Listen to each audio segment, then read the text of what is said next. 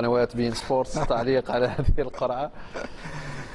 صحيح، هناك مباراة نارية بايرن ريال مدريد. الجميل أنه الثلاث فرق اللي كانت تعتبر نوعا ما ضعيفة جاءت في الأول وبقي صحيح. أنا أقول أتلتيكو بصراحة ما نقولش محظوظ، لكن عنده إمكانية باش يترشح لدور النصف النهائي. دورتموند وموناكو مباراة مفتوحة صعب التكهن فيها. بايرن ريال مدريد بصراحة دور نهائي، واليوفي برشلونة دور نهائي. أعتقد أن اليوم الفرق هذه اذا تحب تفوز بالتشامبيونز ليج لازم تفوز على البايرن، ولازم تفوز على ريال مدريد، ولازم تفوز على البارسا، ولازم تفوز على اليوفي. هل انصفت القرعه الفرق الكبرى؟ لكن انا نقول هذه هي كره القدم وهذه هي القرعه اليوم. وانت افضل لك لما توصل دور نصف النهائي تلقى دورتموند او موناكو، صحيح، ممكن تلقى ليستر سيتي. ولهذا اعتقد ان اليوم القرعه ما انصفتكش، ممكن في الدور نصف النهائي. لكن المشكله الكبيره ان مازالوا عندنا شهرين تقريبا، شهرين الادوار النهائيه، ثم نعرف ان هناك اصابات في اخر الموسم، اصابات، هناك فرق يتراجع المستوى نتاعها، وهناك فرق تسترجع امكانيات. ولا انا اقول كل شيء ممكن في كره القدم، لكن اهم شيء انه يوم المباراه الفريق يكون حاضر وجاهز من الناحيه الفنيه والتكتيكيه والبدنيه، وهذا اهم جدا، لان الفرق مرهق، فرق لعبت 40 و50 مباراه، دوري وتشامبيونز ليج وكاس اسبانيا وكاس ايطاليا وكاس المانيا. لكن انا نقول حضور الدكه وامكانيات المدربين، وبطبيعه الحال امكانيات الفرديه للاعبين باش تعمل فرق. طيب، من خلال ما شاهدناه ما اسفرت عنه هذه القرعه، هل يمكن ان نتحدث الان عن تدخل، عن تزوير، او كرات بارده وساخنه؟ لا ما اعتقد، واضحه الامور. لا اعتقدش. احنا دائما نقول والله ريال محظوظ، ريال محظوظ. اليوم هو جاي مع بايرن، يمكن يكون اكبر المرشح في الدور الربع النهائي. البارسا جاء مع اليوفي، ولهذا اعتقد ان اليوم الفريق اللي يحب يفوز بالتشامبيونز ليج لازم يفوق على الفرق الكبيره. واليوم باش نشاهدوا ادوار نهائيه، ادوار ربع نهائي ناريه.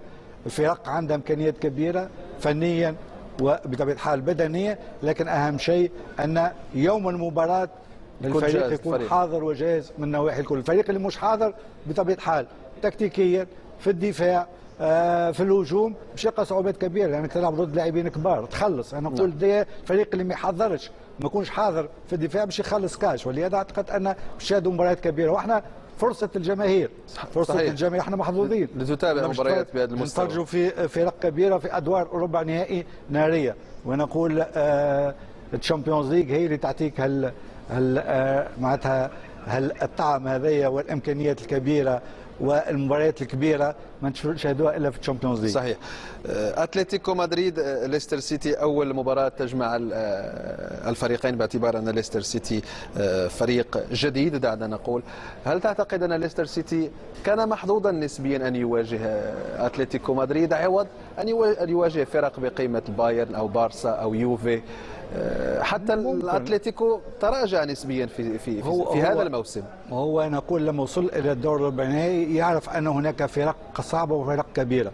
اليوم المواجهه مع الاتليتيكو مدريد عنده فرصه 50 صحيح. الاتليتيكو من الفرق الصعبه، من الفرق الصعبه مغالطتها، من الفرق الصعبه اللي باش تلعب ضده، من فريق تعود في السنوات الاخيره يلعب الشامبيونز ليج والادوار النهائيه. والفريقان يلعبان بطريقه دفاعيه يعتمدان على المرتدات. ليستر سيتي عنده صحيح مش 50% ممكن، لكن عنده 40 عنده 30 يلعب 30% هذا الى اخر رمق. ونعرف ان الفريق محارب، فريق يلعب بروح قتاليه. صحيح المردود الاداء الدفاعي في الدوري الانجليزي ماهوش، لكن انا نقول اليوم وصل يلعب الدور الربع النهائي. الفريق مش سيحضر المباراه هذه كما ينبغي. اهم شيء ان يوصل الى المباراه بكامل العناصر نتاعو. صحيح، بدون إصابات وحاضرين وجاهزين بدنيا وفنيا. نعم. بالنسبة لبروسيا دورتموند موناكو الفرنسي، شاهدنا مباراة مفتوحة. موناكو تألق في الدوري وأيضا مباراة مفتوحة. فريق ألماني، فريق يلعب بالأدوار الأولى عنده سنوات، دائما الوصيف لبايرن، فريق دائما شاهدوه في الدور الربع النهائي ثم في الشامبيونز ليج. فريق عنده امكانيات هجوميه كبيره. انا اقول للفرق هذه الاثنين 50-50 عندهم امكانيه باش يلعبوا الادوار الاولى وعندهم امكانيه باش يوصلوا الدور النصف النهائي. صعب التكهن فيها المباراه هذه بصراحه. نعم. موناكو يشبهه البعض بنسخه ديدييه ديشان في 2004 عندما وصل الى النهائي. القوه كانت انذاك في الجهه اليسرى كان باتريس سيفرا، على مستوى الهجوم كان موريانتيس، الان هناك مندي بنجامين اوتاميندي، ليمار، مبابي، فالكاو. صحيح عنده لاعبين ممتازين، عنده لاعبين في وسط الميدان قوي جدا بدنيا وفنيا. نعم باكايوكو ضد مانشستر سيتي تفوق بدنيا، شراسه بدون اخطاء، ثم فنيا لما تشاهد باكايوكو وفابينو في الميدان وسيلفا لاعبين عندهم امكانيات كبيره، وما اعتقدش ان اللاعبين باش يبقاو في خصوصا اللاعب باكايوكو. انا نقول اي فريق قادر باش يلعب في يشبه كثيرا ديارا الذي كان في الريال، يشبه كثير ديارا، قوي بدنيا ثم فنيا ممتاز. صحيح. ولهنا قوه فريق موناكو ان ثلاثه لاعبين اللي كانوا وسط الميدان امكانياتهم البدنيه هائله ثم فنيا مميزين، يساندوا ويسجلوا.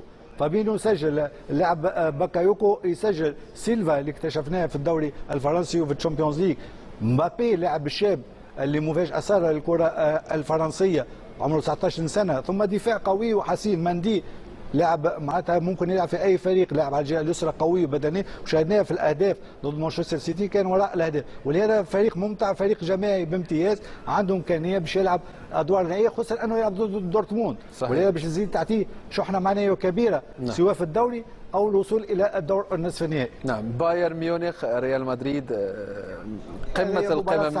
صحيح الريال فاز ذهابا بهدف في يعني البرنابيو والاربعه بالملايين، اكبر نجوم في العالم متواجدين في الفرق هذه. كل فريق عنده امكانيات بشريه هائله، عنده دكه احتياط مميزه. دور المدربين انشيلوتي يعود لمواجهه الريال، انشيلوتي يعود لمواجهه الريال، يعرف الريال. زيدان، الونسو ايضا يعود لمواجهه الريال. زيدان يعرف بايرن ويعرف امكانيات بايرن.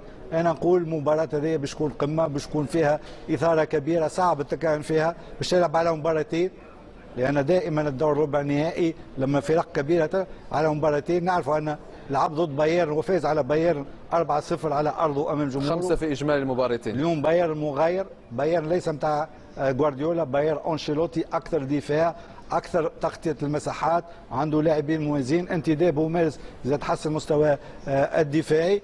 لكن مباراه صعبه التكهن فيها. انا اقول قوه اللاعبين من الناحيه الهجوميه باش تعمل الفارق سواء من الناحيه الفرديه او الجماعيه، ثم الاداء الدفاعي للفريقين، لان الفريق اللي باش يقدم اداء دفاعي قوي هو اللي باش يفوز بالمباراه.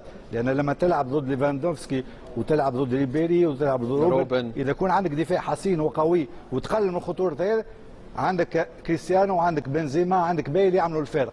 والعكس بالعكس، لما يكون ريال بايرن دفاعه حصين وقوي، ممكن ليفاندوفسكي وروبن و ريبيري عندهم امكانيه باش يعملوا فارق. ولهذا الاداء الدفاعي للفريقين هو باش يغير، باش يكون الفيصل. لان كما قلت عندنا ارسنال خسرت المباراه لان سجل 10 اهداف، لان دفاعه ما صمدش ضد مهاجمين كبار. ولهذا اعتقد الاداء الدفاعي للفريقين مش هو اللي باش يعمل الفارق. نعم.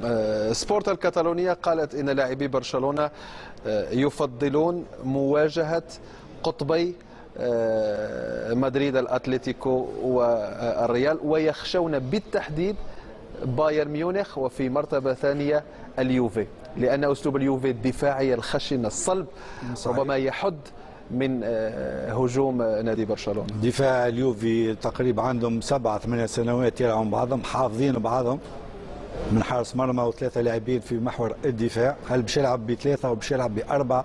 المباريات الاخيره يلعب بالاربعه. اعتقد ان يعرف ولهنا قوه المدرب ان ممكن في برشلونه يلعب بطريقه وفي على ارضه جمهوره يلعب حسب مجرى المباراه. لان كما قلت ان تشامبيونز ليج تلعب على مباراتين، لكن يبقى اليوفي من الفرق القويه صعب مغالطتها، عندها دفاع حسين وقوي.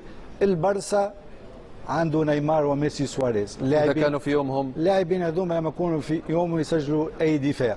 ولهنا البرسا لازم وسط الميدان، ولازم الدفاع يكون حاضر وجاهز للمعركه، لان لما تلعب على ضد اليوفي ليس مباراه من الناحيه الفنيه، لكن معركه صحيح. بدنيه، معركه ذهنيه، تركيز كبير طوال 90 دقيقه، الاخطاء ممنوعه. وهذا هو اليوفي، صعب مغالطته، فريق قوي ممكن يغالطك حتى على ارضك امام جمهوره، عنده لاعبين مميزين في الهجوم ديبالا وهيغواين. ولهذا مباراه صعب التكهن فيها. البرسا لازم يكون حاضر وجاهز من نواحي الكل. نعم، بايرن ميونخ هو عفوا المقاطعة والفريق أكيد الذي يخشاه الجميع. استطلاع للرأي أجرته آس الإسبانية جاء فيه أن مشجعي الأندية الثلاثة كما أشرت لا يريدون مقابلة هذا الفريق، لكن الريال لديه كما أشرنا إمكانيات لتجاوز بايرن ميونخ الذي يقدم في مباريات وجه طيب.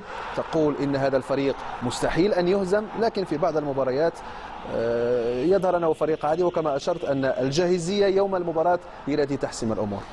صحيح، البيان اليوم المدرب عنده تغيير لأنه الفارق كبير بين المرتبة الأولى والثانية. بايرن دائما مسيطر على الدوري، بايرن عنده إمكانية باش يدور الفريق حتى يوم مباراة ربع النهائي.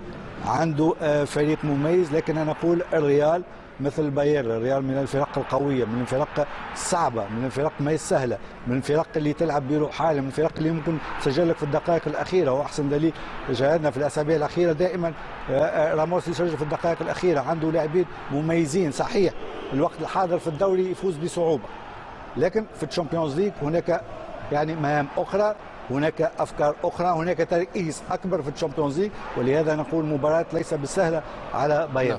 دعنا ناخذ كابتن ردود الأفعال عقب هذه القرعة. نتحول مباشرة إلى نيون السويسرية.